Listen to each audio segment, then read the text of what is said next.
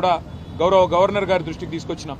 అన్నిటికీ మించి city central లైబ్రరీలో ఉన్న చదువుకుంటున్న విద్యార్థులను బయటికి ఇచ్చుకొని రావడం, ఉస్మానియా యూనివర్సిటీ హాస్టల్లో ఉన్న విద్యార్థులను ఇవాళ వారి మీద దాడులు చేసి మరి పోలీసులు అప్రజాస్వామికంగా వ్యవహరించడం, ఇవన్నీ కూడా గవర్నర్ గారి దృష్టికి చాలా వివరంగా మేమందరం కూడా వివరించి చెప్పడం జరిగింది. గవర్నర్ గారు చాలా గట్టిగా స్పందించినారు. హోమ్ సెక్రటరీని నేను పిలుచుకుంటాను, తప్పకుండా అన్ని వివరాలు అడుగుతాను, విద్యార్థుల మీద ఈ రకంగా జరగడం మంచిది కాదు అని కూడా వారు అన్నారు. ఇవాళ విద్యార్థులు నిరాహార దీక్షలు చేస్తున్నారు, కొంతమంది ధర్నాలు చేస్తున్నారు, చివరికి కొంతమంది ఢిల్లీ దాకా పోయి అక్కడ కూడా గొడవ చేస్తున్నారు సార్ అని చెప్పి వారికి అన్ని కూడా వివరంగా చెప్పడం జరిగింది. తప్పకుండా నేను స్పందిస్తాను, గవర్నమెంట్కు ఈ విషయంలో తప్పకుండా అడుగుతాను అని చెప్పి కూడా గవర్నర్ గారు చెప్పడం జరిగింది.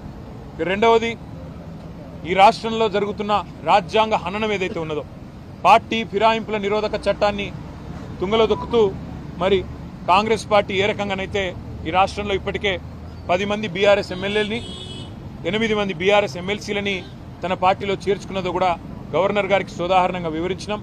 మేము ఇప్పటికే న్యాయ పోరాటం చేస్తున్న విషయం కూడా గవర్నర్ గారికి చెప్పాం. స్పీకర్ గారిని కలిసి అభ్యర్థించింది కూడా చెప్పినాం, తేదీలతో సహా.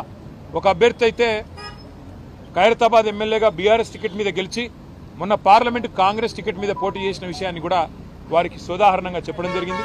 గవర్నర్ గారు ఆ విషయంలో కూడా స్పందించారు. తప్పకుండా నేను గవర్నమెంట్కు, ముఖ్యంగా ఇక్కడ ప్రస్తుతం ఉన్న అధికారులకి